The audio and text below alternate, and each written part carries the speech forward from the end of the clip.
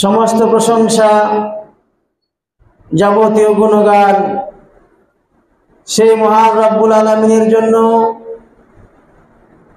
যেই মহান রব্বুল আলামিন সবকিছুর মালিক, যিনি আমাদের স্রষ্টা, রিজিক দাতা, যিনি আসমান জমিনের স্রষ্টা,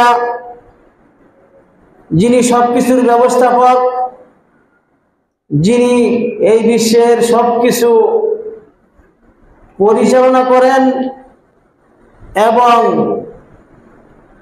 সব কিছুর ব্যবস্থাপনা যার হাতে, সেই মহান রব্বুল আলামিনের জন্য সমস্ত প্রশংসা, সমস্ত তারিফ। আলহামদুলিল্লাহ।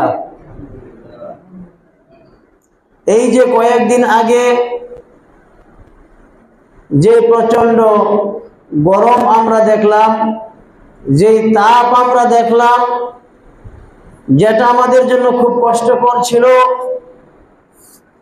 এটা কে সৃষ্টি করেছেন, কে পাঠিয়েছেন এই পৃথিবীতে?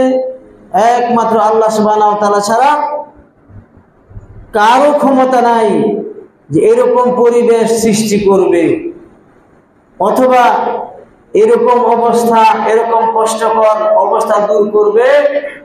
এটা কারো ক্ষমতায় ছিল না, একমাত্র মহান রব্বুল আলামিনের হাতেই এই সব কিছুর ক্ষমতা এবং ব্যবস্থাপনা। আল্লাহ রাব্বুল আলামিন আমাদের উপর থেকে এই যে গরমের কষ্ট, তাপের কষ্ট দূর করেছেন, আলহামদুলিল্লাহ। আমরা আল্লাহর কাছে দোয়া করি, আল্লাহ সুবহানাহু ওয়া তাআলা যেন আমাদের উপর সহজ করেন, আমাদের উপর যেন সাধ্যের অতিরিক্ত কোনো কিছু চাপিয়ে না দেন। আল্লাহুম্মা আমিন। সম্মানিত উপস্থিতি, দুরূদ এবং সালাম বর্ষিত হোক বিশ্বনবী মুহাম্মদ রাসূলুল্লাহ সাল্লাল্লাহু আলাইহি ওয়াসাল্লামের উপর। আল্লাহুম্মা সাল্লি আলাইহি, আল্লাহুম্মা বারিক আলাইহি। আজ 1 মাস হয়ে গেল, পরিপূর্ণ 1 মাস হয়ে গেল যে আমরা বছরের সেরা মাস, শ্রেষ্ঠ মাস রমজান মাসকে বিদায় দিয়েছি। 1 মাস হয়ে গেল, আজকে 1 মাস পূর্ণ হলো। আমাদের অনেকেই আছে যে রমজান মাসে আল্লাহর পথে ছিল, মসজিদে ছিল, আল্লাহকে স্মরণ করেছে, আল্লাহকে ভয় করেছে। কিন্তু এই যে 1 মাসের মধ্যে অনেকেই কিন্তু মসজিদ ছেড়ে দিয়েছে, আল্লাহর পথ ভুলে গেছে। এরকম মানুষ আছে না আমাদের মধ্যে? অনেক আছে যাদের অবস্থাটা এরকম যে তারা রমজান মাসে আল্লাহকে ভয় করেছে, আল্লাহকে চিনেছে, পরবর্তীতে আল্লাহকে ভুলে গেছে। তাদের অবস্থাটা কিন্তু ভালো নয়।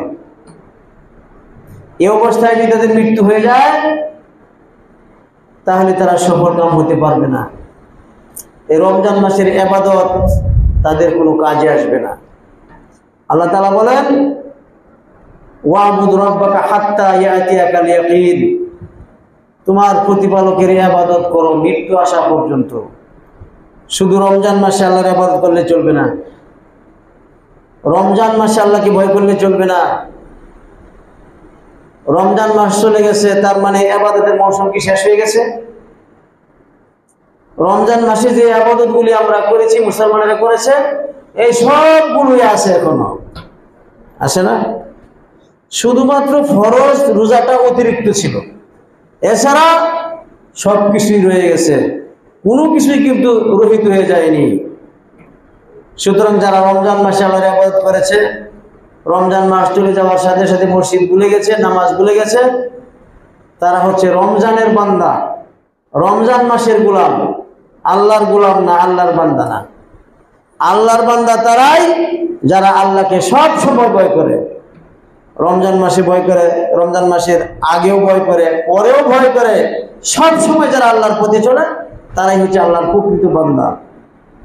আল্লাহ সুবহানাহু ওয়া তাআলা যেন আমাদেরকে এই রমজান মাসের ইবাদত যেন কবুল করেন এবং রমজান মাসের পরে বাকি 11 মাস যেন আল্লাহ তাআলা আমাদেরকে তার দ্বীনের উপরে প্রতিষ্ঠিত থাকার তৌফিক দান করেন। আল্লাহুম্মা আমিন।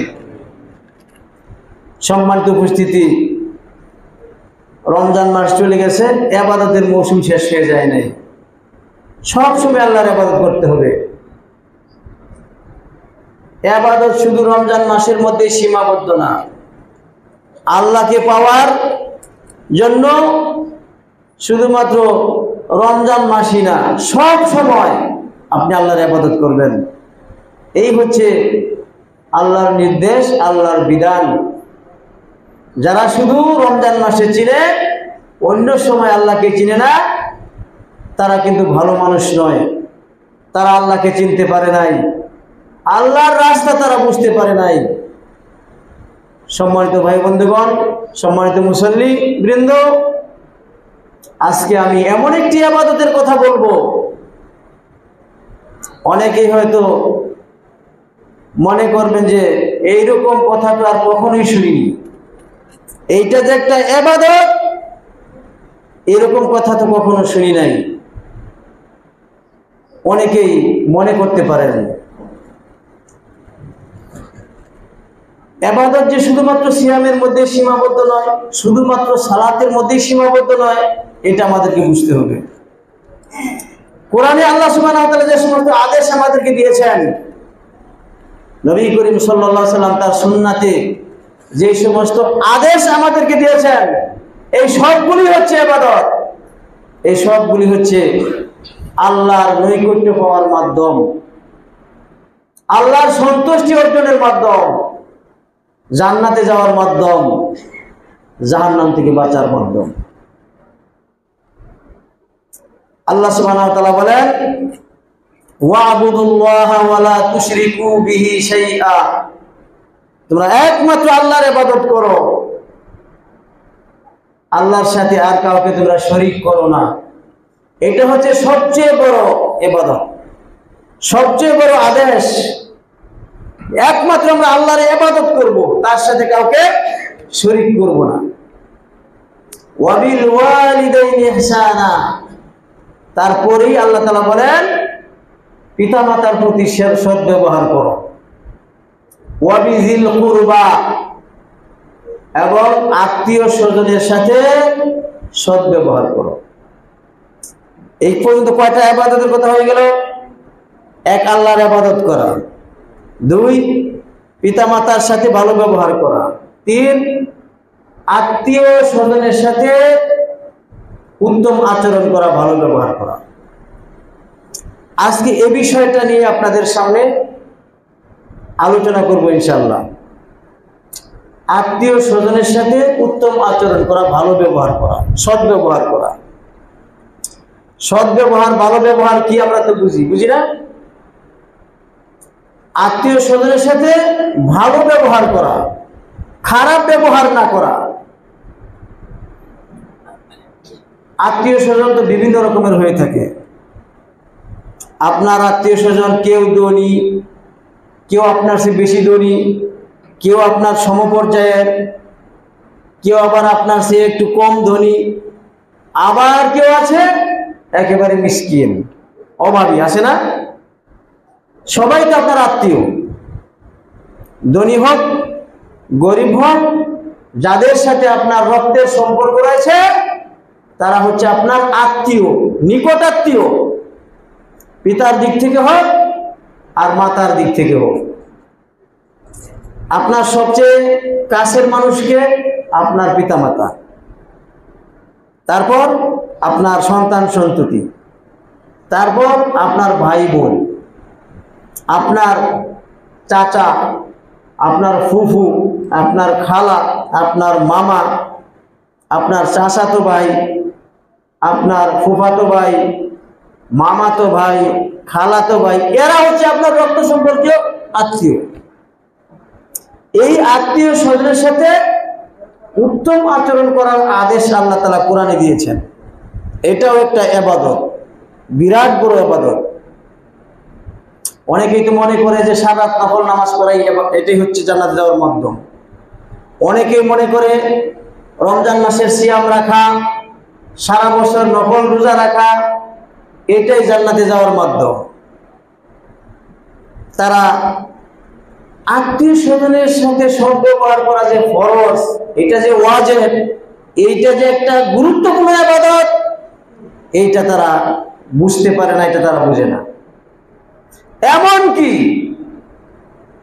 রোজা রেখে নামাজ পড়ে কেউ যদি আত্মীয় স্বজনের সাথে সম্পর্ক ছিন্ন করে তাহলে জান্নাত যেতে পারবে? বেহেশতে যেতে পারবে না।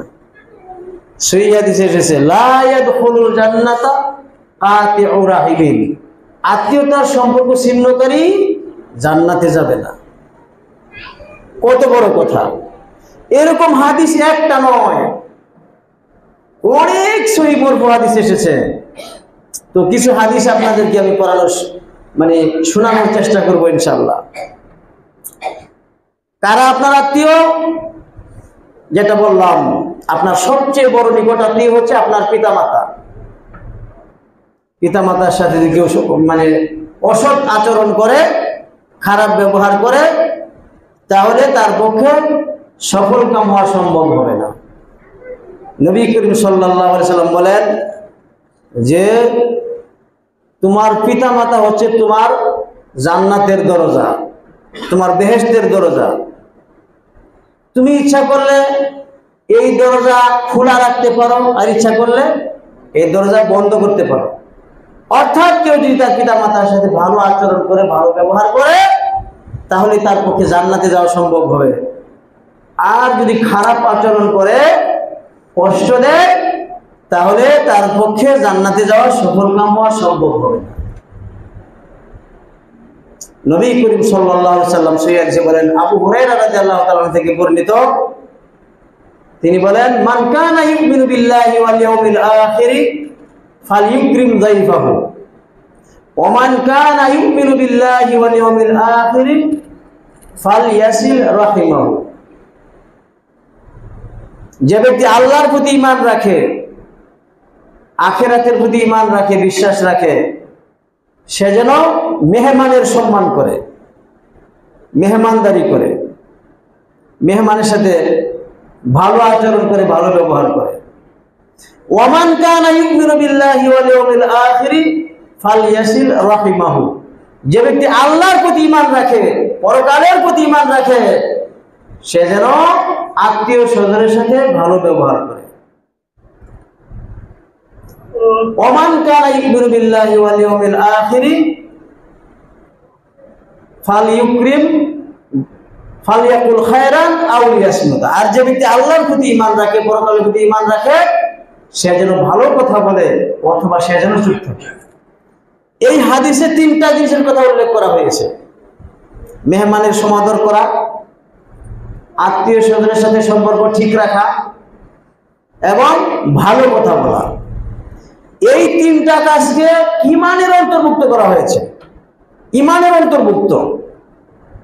এই তিনটা আমল যার মধ্যে থাকবে সে ঈমানদার হতে পারবে, আর এই তিনটা আমল যার মধ্যে থাকবে না সে খাঁটি পরিপূর্ণ ঈমানদার হতে পারবে না। কত বড় কথা! আত্মীয় স্বজনের সাথে সৎ ব্যবহার করাটাকে ঈমানের অন্তর্ভুক্ত করা হয়েছে, ঈমানের সাথে মিলানো হয়েছে। এখান থেকে আমরা আত্মীয় স্বজনের সাথে সৎ ব্যবহার, সৎ উত্তম আচরণ করার গুরুত্ব বুঝতে পারি। আমরা যদি আমাদের সমাজের মানুষের দিকে বর্তমানে দৃষ্টি দেই, এমন অনেক মানুষ পাওয়া যাবে যে তারা অনেক দূরের মানুষের সাথে তারা ভালো আচরণ করে, ভালো ব্যবহার করে, নিয়মিত যোগাযোগ রক্ষা করে চলে, অথচ সারাদিনের মধ্যে 24 ঘন্টার মধ্যে নিজের পিতা মাতার সাথে একবারও হাসি মুখে কথা বলে না। আছে না এরকম মানুষ? বাইরের বন্ধু বান্ধবের সাথে অনেক হাসি মুখে কথা বলে, সুন্দর আচরণ করে, কিন্তু যখন বাড়িতে আসে, পিতা মাতার সামনে আসে, তখন আর হাসি মুখ থাকে না, তখন মুখ বেজার থাকে, রাগান্বিত হয়ে কথা বলে, কথায় কথায় রাগ করে। আল্লাহ সুবহানাহু ওয়া তাআলা কোরআনে কি বলেছেন? ওয়ালা তানহারহুমা, পিতা মাতাকে ধমক দিয়ে কথা বলা যাবে না। ওয়ালা তাকুল লাহুমা উফফিন ওয়ালা তানহারহুমা, পিতা মাতার কোনো আচরণে যদি আপনি কষ্ট পান, এই কষ্টটা প্রকাশ করা যাবে না, শব্দ বলা যাবে না, ওয়ালা তানহারহুমা, তাদেরকে ধমক দেওয়া যাবে না, কড়া কথা বলা যাবে না, নরম ভাষায় কথা বলতে হবে, হাসি মুখে কথা বলতে হবে। কিন্তু এমনও ইতিহাস আমরা জানি বা আমাদের আশপাশে এমন এমন অনেক ঘটনা আমরা দেখতেছি যে কিছু ছেলে তার পিতাকে একবারে জবাই করে ফেলছে, হত্যাও করে ফেলছে। এই তো কয়েকদিন আগে কয়েকটা ঘটনা ঘটে গেল।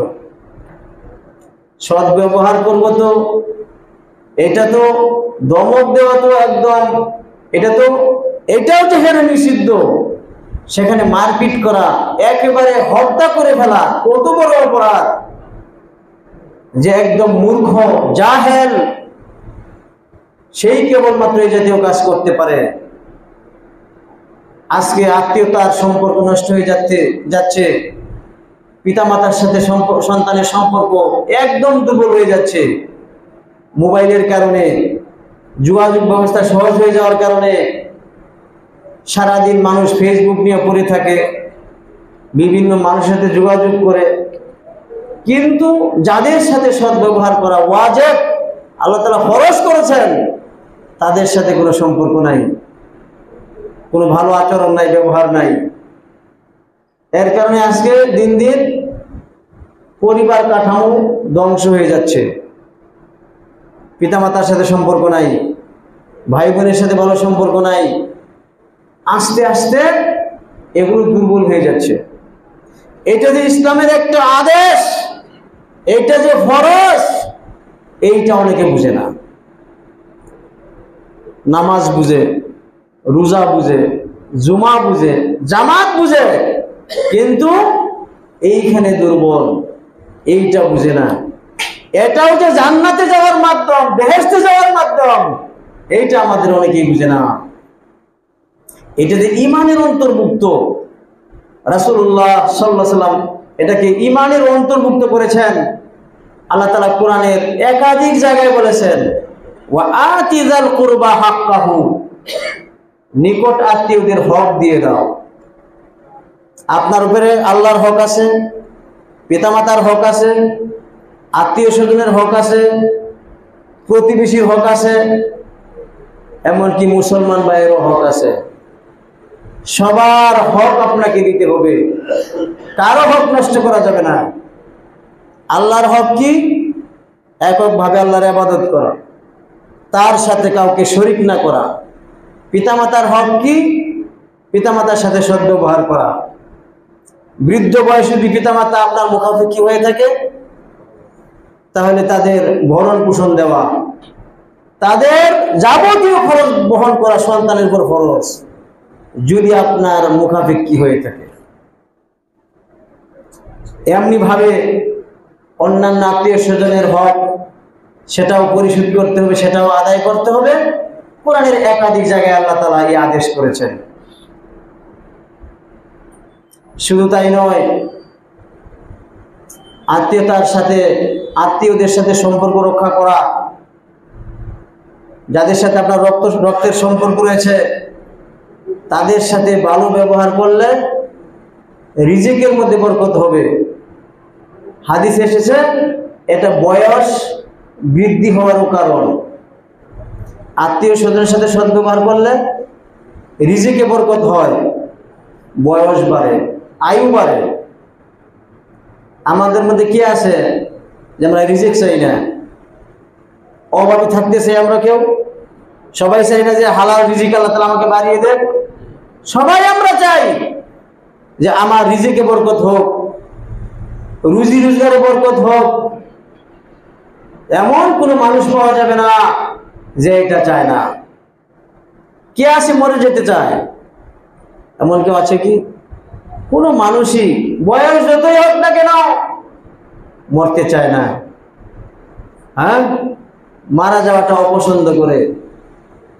বয়স বাড়ুক এটা আমরা সবাই চাই, কারণ বয়স বাড়লে তো আমলও বাড়বে, বাড়বে না? আপনার বয়স 60 বছর, আরেকজন 55 বছরে মারা গেছে, দুইজন নামাজি, এই দুজনের মধ্যে থেকে আল্লাহর কাছে কে বেশি প্রিয়? যে 60 বছর বয়স পেয়েছে, কারণ 5 বছরের ইবাদত তার বেশি। 5 বছর সে বেশি ইবাদত করতে পেরেছে, 5টা রমজান মাস পেয়েছে অতিরিক্ত। সোজা কথা নাকি?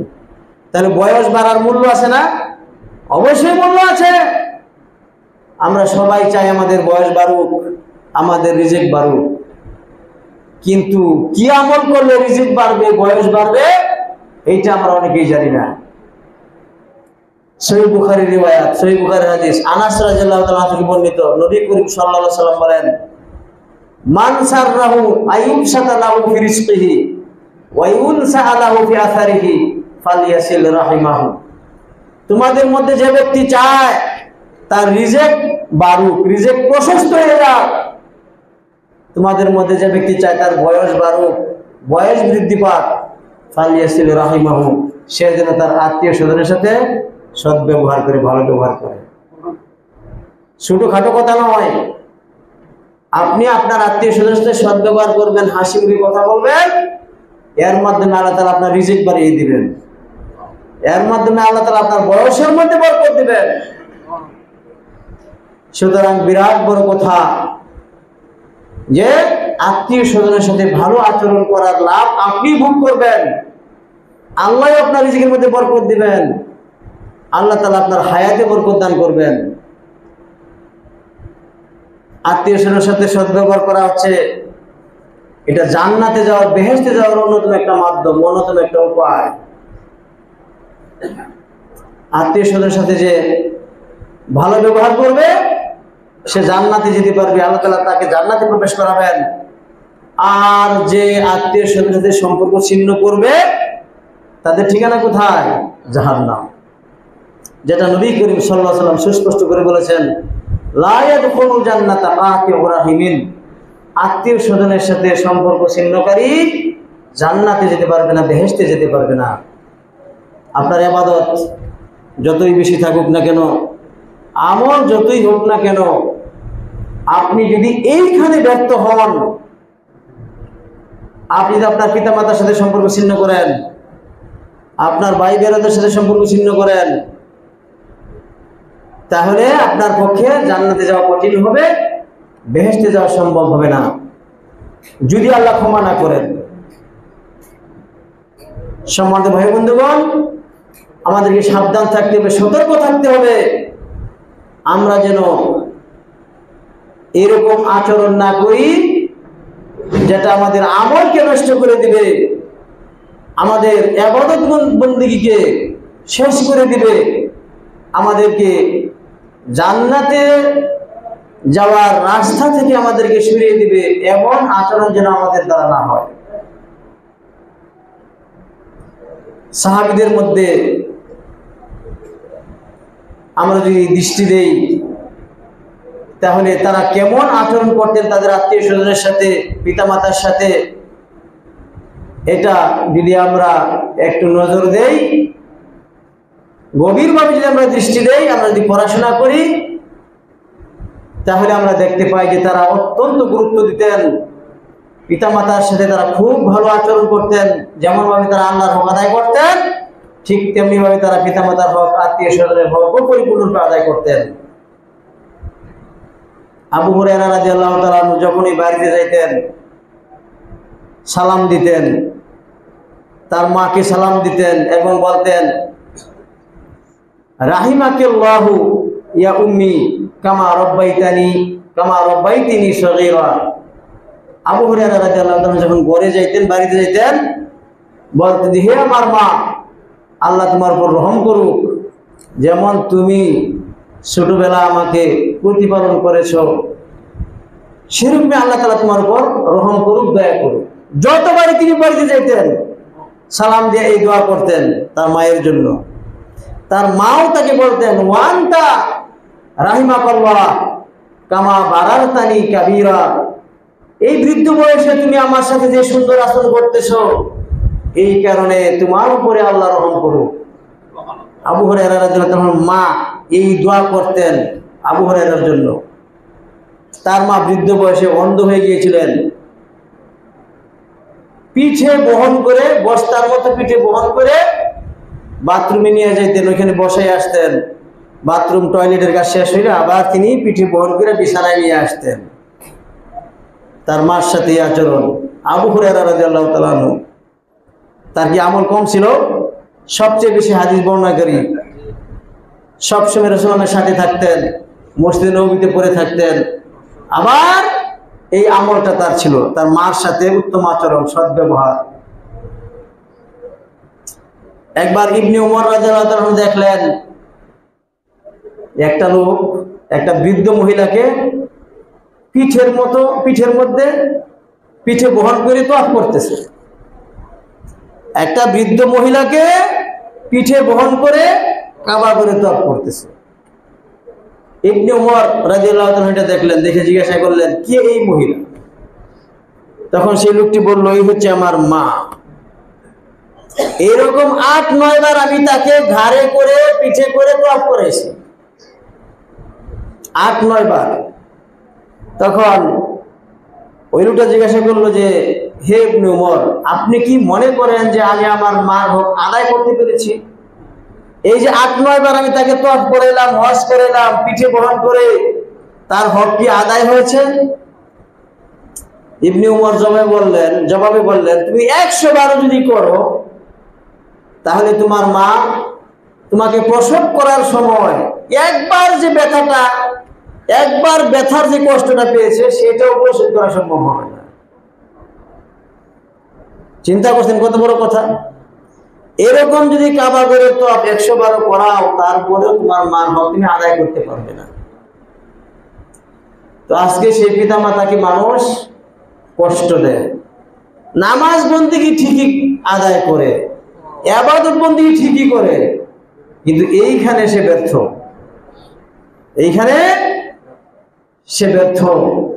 এইখানে যদি আমরা ব্যর্থ হয়ে যাই তাহলে কিন্তু সফল কাম হওয়া যাবে না। ইবনে মাসউদ রাদিয়াল্লাহু তাআলা আনহু, তার মা একবার পানি চাইলেন, রাত্রে পানি চাইলেন, তো পানি আনতে গেলেন, পানি এনে দেখেন যে তার মা ঘুমিয়ে পড়ছে। এখন ইবনে মাসউদ রাদিয়াল্লাহু তাআলা চিন্তা করলেন, আমি যদি ডাক দেই কষ্ট পাবে, এই জন্য পানি নিয়ে দাঁড়াই থাকলেন। দাঁড়ায় থাকতে যখন ক্লান্ত হয়ে যান, তিনি বসে পড়েন। বসে গেলে যখন ঘুম এসে যায় তখন দাঁড়িয়ে যান যাতে ঘুম চলে যায়। এইভাবে সারা রাত কাটাই দিলেন। সকালে যখন ঘুম থেকে জাগলেন, তারপরে মাকে পানি পান করাইলেন। কত বড় কথা! তো এরকমই ছিল সালাফদের আচরণ, যে তারা তাদের আত্মীয় স্বজনের সাথে এরকম সুন্দর আচরণ করতেন, ভালো ব্যবহার করতেন। কারণ তারা তো কোরআন বুঝতেন, হাদিস বুঝতেন। আল্লাহ তাআলা বলেছেন, ওয়া বিল ওয়ালিদাইনি ইহসানা, আল্লাহর ইবাদত করা যেমন ফরজ, পিতামাতার প্রতি ভালো ব্যবহার করা ওই রকমই ফরজ, কোনো পার্থক্য নাই। হয়তো আল্লাহর হকটা একটু বড়, তারপরেই হচ্ছে পিতামাতার হক। আল্লাহ তাআলা পরে উল্লেখ করছেন, আগে আল্লাহর ইবাদত করতে বলেছেন, তারপরে পিতামাতার প্রতি সৎ ব্যবহার করতে বলেছেন, তারপরে বলেছেন ওয়া বিযিল কুরবা, অন্যান্য আত্মীয় স্বজনের কথা বলেছেন। এটাও একটা ইবাদত, বিরাট বড় ইবাদত। এর মাধ্যমে আল্লাহ সুবহানাহু ওয়া তাআলার নৈকট্য লাভ করা যাবে, তার সন্তুষ্টি লাভ করা যাবে।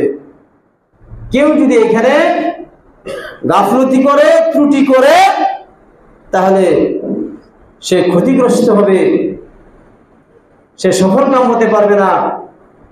সে অন্যান্য ইবাদতে যতই এগিয়ে থাকুক না কেন। আবু বকর রাদিয়াল্লাহু তাআলা আনহুর একজন খালাতো ভাই ছিল, খালাতো ভাই, নাম তার মিস্তাহ। তো আমরা জানি যে একটা ঘটনা ঘটছিল, দুর্ঘটনা। কিছু মুনাফিক আয়েশা রাদিয়াল্লাহু তাআলা আনহার ব্যাপারে দুর্নাম বদনাম ছড়িয়েছিল। সূরা নূরের মধ্যে পড়বেন, ইফকের ঘটনা। যারা তাফসির পড়েন, বাংলা অনুবাদ পড়েন, সূরা নূর পড়বেন, সেখানে দেখবেন একটা ঘটনা আছে, মারাত্মক ঘটনা, ইফকের ঘটনা। আয়েশা রাদিয়াল্লাহু তাআলা আনহা আবু বকর রাদিয়াল্লাহু তাআলার মেয়ে, আবু বকরের কন্যা, রাসূলের স্ত্রী, নাম কি? আয়েশা সিদ্দিকা রাদিয়াল্লাহু তাআলা আনহা। তার নামে কিছু লোক বদনাম ছড়াইল, মিথ্যা অপবাদ দিল। এর সাথে ওই যে মিসতাউজুব দিল, যেটা আবু বকর রাদিয়াল্লাহু আনহুর খালাতো ভাই, সরল মনের সরল মুমিন যেটা শুনছে ওইটা ওই রকম দিয়ে কথা সে বলে ফেলছে। মুনাফিকরা যেটা বলছে ওইটা সে বিশ্বাস করে ফেলেছে, সেও হয়তো শরীক হয়ে গেছে। পরে যখন আল্লাহ তাআলা কোরআনের আয়াত নাযিল করলেন, যে আয়েশা রাদিয়াল্লাহু তাআলা আনহার পবিত্রতা যখন আল্লাহ তাআলা নাযিল করলেন ৭ আসমানের উপর থেকে, নির্দোষিতা যখন প্রমাণিত হয়ে গেল, তখন আবু বকর রাদিয়াল্লাহু তাআলা আনহু কসম করে বললেন যে এই মেষটাকে আর আমি আর ১ টাকাও দিব না। এই মেষটাকে আবু বকর রাদিয়াল্লাহু তাআলা প্রচুর দান করতেন, তার খালাতো ভাই আত্মীয়ের জন্য দান করতেন। কিন্তু সেও যখন তার কন্যার সমালোচনা শুরু করলো আর তার কন্যার পবিত্রতা যখন এসে গেল আসমানের উপর থেকে, তখন বললাম যে এখন থেকে তোমার জন্য আর আমি খরচ করব না, তোমাকে যা দিতাম সেটা আমি বন্ধ করে দিলাম। আমাদের মধ্যে এরকম আছে না, কোনো আত্মীয় স্বজন যদি আপনাকে কষ্ট দেয়, তার সাথে তো কথা তো বন্ধ করে দেওয়াই হয়, কিন্তু কোনো সুযোগ সুবিধা তাকে আর দেওয়া হয় না, কোনো অনুষ্ঠানে আর তাকে আর দাওয়াত দেওয়া হয় না। আর রাস্তাঘাটে দেখা হলে শরীরের সাথে শরীর লেগে গেলেও কোনো কথা নাই, হাসি মুখ তো দূরের কথা। হ্যাঁ, এরকম সম্পর্ক ভাই বোনের মধ্যে আছে, ভাই ভাই আছে, ভাই চাচা ভাইস্তার মধ্যে আছে, কোনো কথা নাই, কোনো আলাপ নাই। কারণ কি? তাকে কষ্ট দিয়েছে। অনেকে বলে যে আমি আমার মা বাপের সাথে কথা বলি না, কারণ তারা আমার হক নষ্ট করেছে, কষ্ট দিয়েছে। অনেক দিনই ভাই এরকম আছে, বলে কি যে আমার বাপ আমাকে কষ্ট দিয়েছে, আমার হক নষ্ট করেছে, এই জন্য তার সাথে কথা বলাটা আমার আর ভালো লাগে না। আসলে এরা হচ্ছে মূর্খ, জাহেল। এরা আল্লাহর হক বুঝে না, পিতামাতার হক বুঝে না, আল্লাহর বিধান বুঝে না। আল্লাহ তাআলা যে আদেশ দিয়েছেন, সালাতের আদেশ যেমন দিয়েছেন, ওইরকমই আত্মীয় স্বজনের সাথে সদ্ব্যবহার করারও আদেশ দিয়েছেন। তো আবু বকর বলে ফেললেন যে আমি এখন থেকে মিষ্টাকে আর কিছুই দিব না। তখন আল্লাহ তাআলা আয়াত নাযিল করলেন, যে আয়াত আমি পাঠ করেছি, ওয়ালা ইয়াতালি উলুল ফাজলি মিনকুম ওয়াসআতি আইয়ুতু উলিল কুরবা। আল্লাহ সুবহানাহু ওয়া তাআলা বললেন, আবু বকরকে লক্ষ্য করে বললেন, কি বললেন? আল্লাহ তাআলা যাদেরকে ধন সম্পদ দিয়েছেন, রিজিকের মধ্যে প্রশস্ততা দিয়েছেন, তারা যেন কসম করে এই কথা না বলে যে আমি আমার আত্মীয় স্বজনকে কিছুই দিব না। তারা যেন কসম করে এই কথা না বলে যে আত্মীয় স্বজনের জন্য কোনো খরচ করবে না, এই কথাটা যেন সে না বলে। আবু বকরকে লক্ষ্য করে বললেন, মানে আবু বকর যখন বললেন যে আল্লাহর কসম মেষটাকে আমি কিছুই দিব না, এই কথাটা আল্লাহ পছন্দ করলেন না। এই কথাটা আল্লাহ তাআলা পছন্দ করলেন না। কোরআনের আয়াত নাযিল করলেন, বললেন ওয়ালা ইয়াতালি উলুল ফাজলি মিনকুম ওয়াসআতি আইয়ুতু উলিল কুরবা। তোমাদের মধ্যে আল্লাহ তাআলা যাদেরকে ধন সম্পদ দিয়েছেন, তারা যেন কসম করে এই কথা না বলে যে এখন থেকে আমি আমার আত্মীয় স্বজনকে কিছুই দান করব না, এইটা যেন না বলে। ওয়াল মাসাকিন, মিসকিনদেরকে কিছু দিব না। ওয়াল মুহাজিরিন, এবং মুহাজিরদেরকে কিছু দিব না, এরকম কসম যেন না করে। ওয়াল ইয়াফু ওয়াল ইয়াসফাহু, তারা যেন ক্ষমা করে দেয়, তারা যেন ক্ষমা করে দেয়। অর্থাৎ কোন আত্মীয় স্বজন যদি আপনাকে কষ্ট দেয়, খারাপ ব্যবহার করে, কি করতে হবে? ক্ষমা করে দিতে হবে। আল্লাহ তাআলা বলেন, আলা তুহিব্বুনা ইয়াগফিরাল্লাহু লাকুম, তোমরা কি চাও না যে আল্লাহ তোমাদেরকে ক্ষমা করুক? তোমরা কি চাও না, আমরা কি চাই না যে আল্লাহ তাআলা আমাদেরকে ক্ষমা করে দেয়? এই আয়াত শুনে আবু বকর বললেন, আমি অবশ্যই চাই, বালা উহিব্বু আইয়াগফিরাল্লাহু লি। এই আয়াত যখন শুনলেন, আবু বকর যখন বুঝে ফেললেন যে এই আয়াতটা তার ব্যাপারে নাযিল হয়ে গেছে, তিনি যে বলছেন যে মেষটাকে এখন থেকে আর কিছুই দিব না, এটা আল্লাহর কাছে ভালো লাগে নাই, পছন্দ করেন নাই আল্লাহ তাআলা। এবং আবু বকরকে লক্ষ্য করে বললেন, হে আবু বকর, তুমি কি চাও না যে আল্লাহ তোমাকে ক্ষমা করুক? এই কথা শুনে আবু বকর সাথে সাথে বললেন যে আমি চাই, আল্লাহ তাআলার ক্ষমা আমি চাই। এবং ওই দিন থেকে আরো ওই যে পূর্বে যেটা দিতেন সেইটা আবার চালু করে দিলেন এবং বললেন যে কখনো আমি আর মেজদাকে দেওয়া বন্ধ করব না। নিজের মেয়ে রাসূলের স্ত্রী, স্ত্রীর বিরুদ্ধে সে কথা বলেছে, রাসূলের স্ত্রীর বিরুদ্ধে, আবু বকরের কন্যার বিরুদ্ধে কথা বলেছে, মারাত্মক কথা। তারপরেও তিনি তাকে দান করতে থাকলেন এবং বললেন যে বাকি জীবনে আর তাকে দেওয়া বন্ধ করব না। আমাদেরকে সেরকম হতে হবে, কোনো কারণেই যেন আত্মীয় স্বজনের সাথে সম্পর্ক ছিন্ন না করা হয়। অনেক ক্ষেত্রে দেখা যায় এক বোন আরেক বোনের সাথে কথা বলে না, এক ভাই আরেক ভাইয়ের সাথে কথা বলে না, একটু মনোমালিন্য হওয়ার কারণে, একটু মানে কথা এদিক সেদিক হওয়ার কারণে, অথবা একটু কষ্ট দেওয়ার কারণে, অথবা কিছু হক নষ্ট করার কারণে। সম্মানিত ভাই বন্ধুগণ, এরকম হওয়াটা ঠিক নয়। আত্মীয়তার সম্পর্ক ছিন্ন করা যে কত মারাত্মক, সেই হাদিসে এসেছে আর রাহিমু মুআল্লাকাতুন বিল আরশ, আত্মীয়তার সম্পর্কটা আরশের সাথে লেগে আছে, আরশের সাথে সেটা ঝুলন্ত আছে, যুক্ত আছে। সেটা সবসময় বলতে থাকে মান ওয়াসালানি ওয়াসালাহুল্লাহ ওয়া মান কাতাআনি কাতাআহুল্লাহ। আত্মীয়তার সম্পর্ক কথা বলতে পারেন আত্মীয়তার সম্পর্ক এটা তো কোনো মানে এর তো কোনো দেহ নাই, এটা তো মুখ নাই, এটা তো দেখা যায় না, এত অস্তিত্বহীন এটা একটা জিনিস, এটা আবার কথা বলে কেমনে? কথা বলার অধিকার যদি দেন আল্লাহ তাআলা, বলতে পারবে না? আল্লাহ তাআলা যেহেতু কথা বলার ক্ষমতা তাকে দিয়েছেন, কথা বলা তার জন্য কিনা অসম্ভব নয়। কিয়ামতের আগে যে হাতের লাঠি কথা বলবে, লাঠি কথা বলবে কিয়ামতের আগে, কিয়ামতের দিন হাত কথা বলবে, পাও কথা বলবে, আপনার বিরুদ্ধে সাক্ষী দিবে। মানে আল্লাহ তাআলা কথা বলার ক্ষমতা দিবেন, তাই কথা বলবে। ওই রকমই আত্মীয়তার যে সম্পর্কটা, যদিও এটা কোনো কায়া বিশিষ্ট জিনিস না, অস্তিত্বশীল জিনিস না, এটার মুখ নাই, জিহ্বা নাই, তারপরেও আল্লাহ তাকে কথা বলার ক্ষমতা দিয়েছেন। ইন্নাল্লাহা আলা কুল্লি শাইইন কাদির, আল্লাহ তাআলা সর্ব বিষয়ে ক্ষমতাবান। যে আল্লাহ মুখের মাধ্যমে আমাদেরকে কথা বলার মানে ক্ষমতা দিয়েছেন, তিনি তো মুখ ছাড়াও কথা বলার ক্ষমতা দিতে সক্ষম। সম্মানিত ভাই বন্ধুগণ, আত্মীয়তার সম্পর্ক আল্লাহর আরশের সাথে যুক্ত আছে। সে সবসময় বলতেছে, কি বলতেছে? হে আল্লাহ, আত্মীয়তার সম্পর্ক যে রক্ষা করে তার সাথে তুমি সম্পর্ক ঠিক রাখো, আত্মীয়তার সম্পর্ক ছিন্ন করে তার সাথে তুমি সম্পর্ক ছিন্ন করে দাও।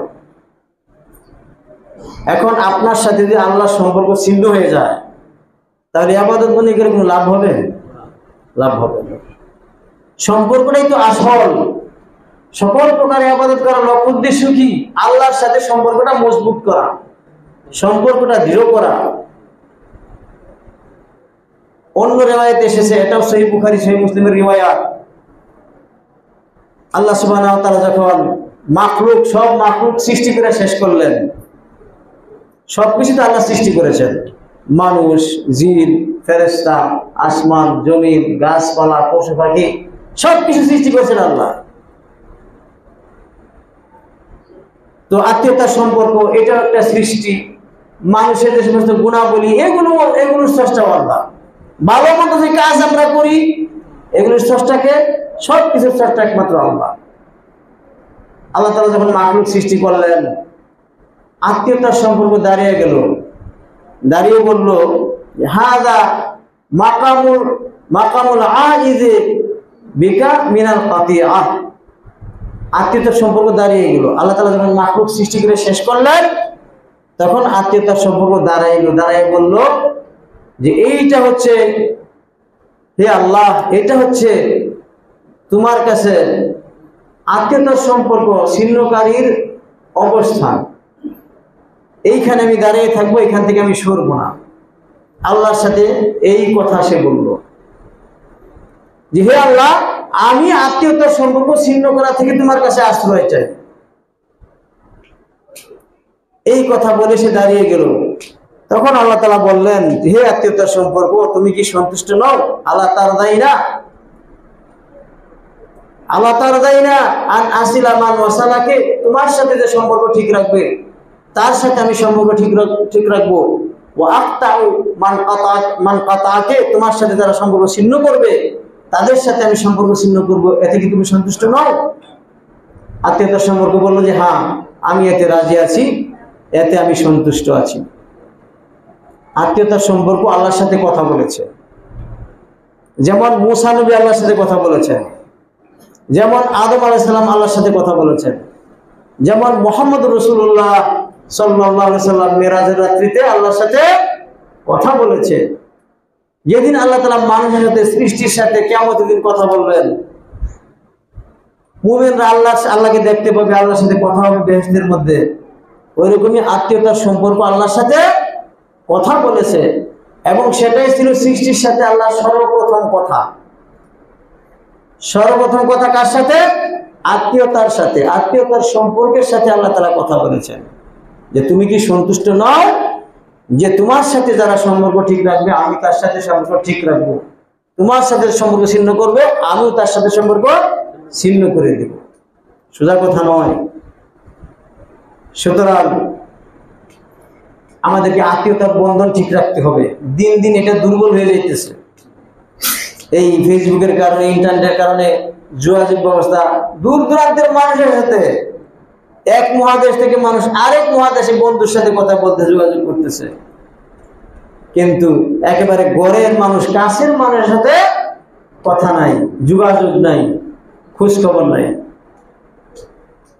অনেকেই বলে আমি তো সম্পর্ক রক্ষা করতে চাই, কিন্তু সে তো রক্ষা করে না, এই জন্য আমি উপায় দিছি। আছেন এরকম মানুষ? বলে কি যে আমি তো ভালো ব্যবহার করতে চাই, সম্পর্ক ঠিক রাখতে চাই, কিন্তু সে তো আমার সাথে সম্পর্ক রাখে না, এই জন্য আমি উপায় দিছি। এই কথা কি ঠিক? ঠিক না। আপনার যে আত্মীয় আপনার বাড়িতে আসে, তারপর আপনি তার বাড়িতে যান, এটা কি হয়ে গেল? সমান সমান হয়ে গেল, বদলা দেওয়া হয়ে গেল, তাই না? এটা হলো জিয়ারতের বিনিময়ে জিয়ারত, সাক্ষাৎ করার বিনিময়ে সাক্ষাৎ। প্রকৃত পক্ষে উত্তম ব্যবহার কোনটা? যে আপনার সাথে একবার সম্পর্ক ছিন্ন করে দেয় কিন্তু আপনি চেষ্টা করেন রক্ষা করতে, এইটা হচ্ছে সওয়াবের কাজ, এইটা হচ্ছে নেকির কাজ, এতে আপনি সওয়াব পাবেন। আর ভালো ব্যবহারের বিনিময়ে ভালো ব্যবহার দুনিয়াতে পেয়ে গেলেন। আপনাকে একদিন খাওয়াইলো, হ্যাঁ, আরেকদিন আপনি খাওয়াইলেন, দাওয়াত দিলেন, বিনিময় হয়ে গেল। কিন্তু প্রকৃত পক্ষে যে আপনাকে কষ্ট দেবে তার সাথে যে আপনি ভালো ব্যবহার করেন, যে আত্মীয় আপনার সাথে দুর্ব্যবহার করবে, আপনি যে আল্লাহর কথা মনে করে, কোরআনের কথা মনে করে, রাসূলের হাদিসের কথা মনে করে, আল্লাহর আদেশ মনে করে, আল্লাহকে ভয় করে যখন আপনি তাকে সালাম দিয়ে দেখা করতে যাবেন, হ্যাঁ, তখন হবে আপনার, এটা হবে উত্তম আচরণ, এইটা হবে প্রকৃত সবের কাজ, এইটা হবে আসল সদাচরণ। সুতরাং আমাদেরকে কোনোভাবেই আত্মীয়তার সম্পর্ক ছিন্ন করা যাবে না। যত ঝগড়াঝাটি হোক, যত মনোমালিন্য হোক, যা কিছু হোক না কেন, যদি সম্পর্ক ছিন্ন হয়ে যায় সাথে সাথে ঠিক করে নিতে হবে, মেরামত করে নিতে হবে। তা না হলে ইবাদত বন্দেগী করে, সালাত সিয়াম আদায় করে সফল কাম হওয়া যাবে না। আজকে অনেকেই এটা বুঝে না, তারা শুধুমাত্র সালাত বুঝে, সিয়াম বুঝে, দান খয়রাত বুঝে, এইখানে তারা ফেল, এইখানে তারা ব্যর্থ। সুতরাং আপনার যে সমস্ত আত্মীয় সম্পদশালী, আপনার মতোই, আপনার প্রতি তারা মুখাপেক্ষী না, কোনো কিছু আপনার কাছে চায় না, তাদের সাথে শুধুমাত্র যোগাযোগ করবেন, টেলিফোনে কথা বলবেন, খোঁজ খবর নেবেন, যথেষ্ট। যারা অভাবী, অসহায়, আল্লাহ আপনাকে সম্পদ দিয়েছেন, তারা ওই যে আবু বকরের মতো, তাদেরকে আপনার সম্পদ থেকে দান করতে হবে। আপনার সম্পদের হক আছে, ওয়া আতিদাল কুরবা হাক্কাহু, নিকটাত্মীয়ের হক তুমি দিয়ে দাও, পরিশোধ করো। আপনি 3 বেলা খাবেন, পেট ভরে খাবেন, আপনার রক্ত সম্পর্কীয় আত্মীয় উপাস থাকবে, না খেয়ে থাকবে, এটা কিন্তু মারাত্মক অপরাধ, বিরাট বড় গুনার কাজ, পাপের কাজ। সাবধান থাকতে হবে, সতর্ক থাকতে হবে আমাদেরকে। আত্মীয়তার সম্পর্ক এতটাই গুরুত্বপূর্ণ, এতটাই মানে কেউ যদি ছিন্ন করে তাহলে এতটাই ক্ষতিকর যে তার জান্নাতে যাওয়ার পথ বন্ধ হয়ে যেতে পারে। একবার হাজ্জাজ বিন ইউসুফ, ইতিহাসের সবচেয়ে বড় জালেম, হাজ্জাজ বিন ইউসুফের কারাগারের সামনে একটা যুবতী মহিলা সারাদিন কাঁদে। দেখা গেল হাজ্জাজ বিন ইউসুফের জেলখানার সামনে আসা সারাদিন কাঁদে, সন্ধ্যাবেলায় ফেরত যায়। হাজ্জাজ বিন ইউসুফ ইতিহাসের বিরাট বড় একজন জালেম, উমাইয়া শাসন আমলের একজন আমির, কুফার শাসক, ইরাকের শাসক। ইরাকের জেলখানার সামনে, জেলখানার দরজায় এসে একজন মহিলা, সুন্দরী যুবতী মহিলা সারাদিন কান্না করে বিকালবেলা ফেরত যায়। হাজ্জাজ বিন ইউসুফকে খবর দেওয়া হলো যে একটা মহিলার অবস্থা হচ্ছে এই, প্রতিদিন সেখানে এসে আসে এবং কাঁদে। হাজ্জাজ বিন ইউসুফ তাকে ডাকলেন যে তোমার কি সমস্যা, কেন এভাবে কাঁদো? মহিলাটি বলল যে আপনার এই কারাগারে আমার 3 জন আত্মীয় বন্দী আছে এবং 3 জনেরই ফাঁসি হয়ে যাবে, 3 জনেরই ফাঁসি হয়ে যাবে, মৃত্যুদণ্ড কার্যকর হবে। এরা 3 জন আমার খুব কাছের লোক, আপন লোক। হাজ্জাজ বিন ইউসুফ জিজ্ঞাসা করলেন কে কে এরা, এদের সাথে তোমার কি সম্পর্ক? তখন সেই মহিলাটি বলল এদের 3 জনের একজন হচ্ছে আমার স্বামী, একজন আমার ছেলে, আমার কলিজার টুকরা ছেলে, আর একজন আমার সহোদর ভাই।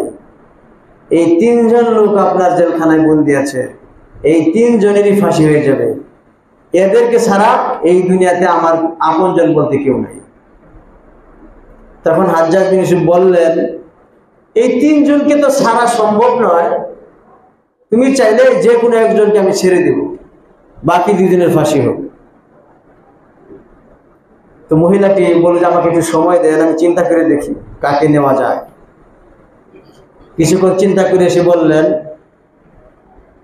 যে আমার ভাইটাকে ছেড়ে দেন, আমার ভাইটাকে ছেড়ে দেন।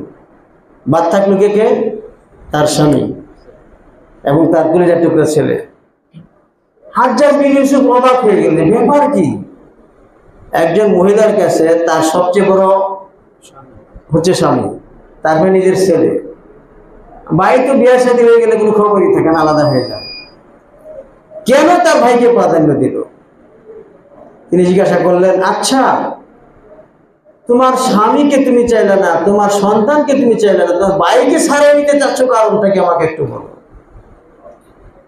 তখন সেই মহিলা বলল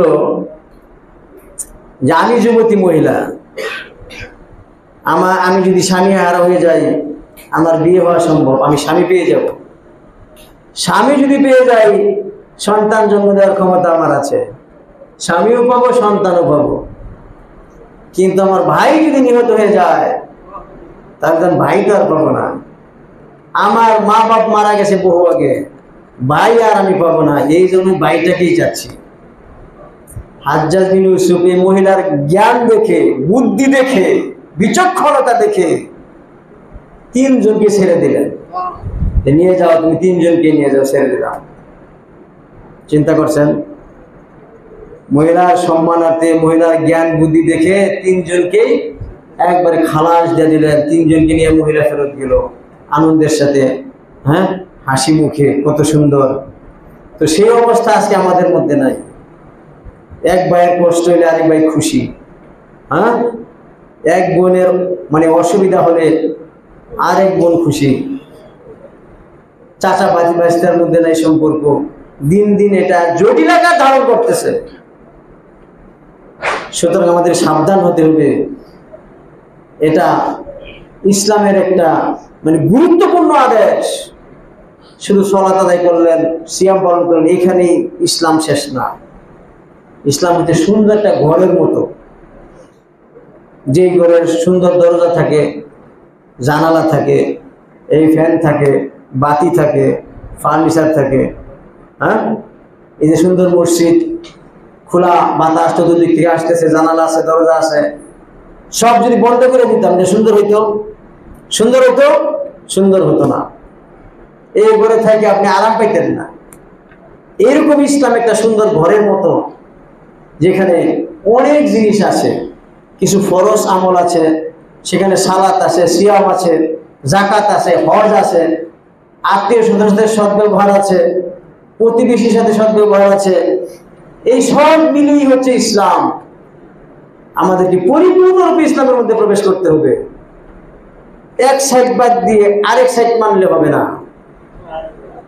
মানে সকল দিক থেকে আমাদেরকে ইসলামের হুকুম আহকাম পালন করতে হবে, তাহলে আমরা সফলকাম হতে পারবো, আমরা ধন্য হতে পারবো, সৌভাগ্যবান হতে পারবো, আখিরাতে আমরা নাজাত পাবো, জাহান্নাম থেকে আমরা বাঁচতে পাবো, আমরা জান্নাতে যেতে পারবো। আল্লাহ সুবহানাহু ওয়া তাআলা যেন আমাদেরকে তৌফিক দান করেন, আল্লাহুম্মা আমিন।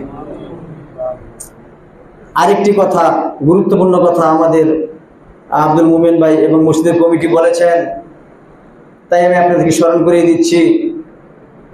এই মসজিদে যেটা আপনারা দেখতেছেন, এই মহল্লায় কেউ মারা গেলে লাশ বহন করে নেওয়ার মতো খাট নাই, সরঞ্জাম নাই। এটা দরকার আছে না নাই? তো আমি আশা করি আজকেই এই ব্যবস্থাটা আপনারা করে ফেলবেন, একটা খাট এবং আরো কিছু যদি লাগে, কিভাবে সুন্দরভাবে ব্যবস্থাপনা করা যায়, এটাই তো নাকি। তো বললেন যে একজন লোক নাকি মারা গেছিল কিছুদিন আগে, কত দূর থেকে একটা খাট নিয়ে আসতে হয়েছে বা অন্যত্র যেতে হয়েছে আনার জন্য। সুতরাং এই ব্যবস্থাটা আশা করি আজকে হয়ে যাবে ইনশাল্লাহ। একজনে যেটা দেয়া দেন তাহলে তো আরো ভালো, না হয় দুইজনে মিলে, না হয় সবাই মিলে আপনারা এই ব্যবস্থাটা করে ফেলবেন। আজকে আপনাদের প্রতি আমার আকুল আবেদন থাকলো, এটাও জান্নাতে যাওয়ার মাধ্যম। লান তানালুল বিররা হাত্তা তুনফিকু মিম্মা তুহিব্বুন। তোমরা জান্নাতে যেতে পারবে না, কল্যাণ অর্জন করতে পারবে না প্রিয় বস্তু আল্লাহর রাস্তায় খরচ না করলে। প্রিয় জিনিস আপনার কাছে, আপনার প্রিয় জিনিস কি? পকেটের টাকা পয়সা। প্রিয় জিনিস কি? আপনার সন্তান সন্ততি, আপনার পরিবার, আপনার ধন সম্পদ, এইগুলো আপনার কাছে প্রিয়। আপনার জান আপনার কাছে প্রিয়। জান তো দেওয়া সম্ভব নয়, সন্তান সন্ততি দান করে দেওয়া সম্ভব নয়। কোনটা সম্ভব? আপনার পকেটে কিছু পয়সা টাকা আপনি আল্লাহর রাস্তায় দান করবেন, এর মাধ্যমে আপনার জান্নাতের ব্যবস্থা হয়ে যাবে। যে জান্নাতের হকদার হয়েছে, জান দিয়ে দিছে তারা আল্লাহর রাস্তায়। কাফের মুশরিকদের বিরুদ্ধে জিহাদ করে তারা শহীদ হয়ে গেছে, নিজের জানটা আল্লাহর রাস্তায় দিয়ে দিয়েছে, সন্তান দিয়ে দিয়েছে সাহাবীদের যুগে, ইসলামের স্বর্ণ যুগে। এখন তো সেটা আমাদের পক্ষে সম্ভব নয়, কিন্তু আমাদের জন্য অন্যান্য দরজা খোলা আছে না নাই? অবশ্যই আছে। আশা করি আজকে আপনারা এটা সমাধান করে ফেলবেন। আল্লাহ তাআলা আপনাদেরকে তৌফিক দান করেন, আল্লাহুম্মা আমিন। আকুলু কওলি হাযা আস্তাগফিরুল্লাহ লি ওয়া লাকুম ওয়া লিসাইরিল মুসলিমিন ফাস্তাগফিরুহু ইন্নাহু হুয়াল গাফুরুর রাহিম।